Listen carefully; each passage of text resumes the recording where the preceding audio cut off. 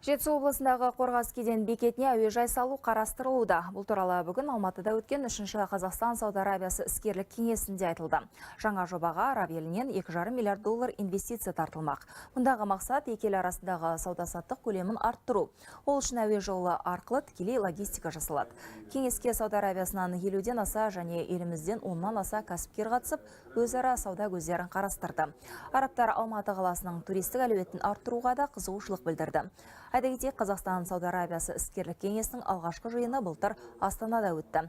Екінші кеңес Рият қаласында болды. Нәтижесінде қазақстандық IT хаб ашылды. Ал әуежай салынатын болса, тауар тасымалы жылдамдайды. Өйткені бұл логистикалық проблемаларға байланысты. Өйткені бізге тауарларды Сауд Арабиясының нарығына жеткізу немесе Сауд Арабиясынан бері жеткізу өте қиындау болып тұр. Бірақ сол мәселелерді шешу үшін бүгін келісімдерге келіп жатырмыз. Ол мына Сауд Арабиясы мен Қазақстан арасында тікелей авиа арқылы жүк тасымалдау. Жақында бізде Рият қаласында Әл-Фараби инновациялық хаб ашылды. IT саласындағы компанияларға жаңа технологиялармен қолдау көрсетеді. Біздің кәсіпкерлер жасыл энергия, ауыл шаруашылығы, туризм, геология саласына қызығушылық танытып отыр. Бұдан басқа инвестиция салатын, сауданы арттыратын секторларды іздестіріп жатырмыз.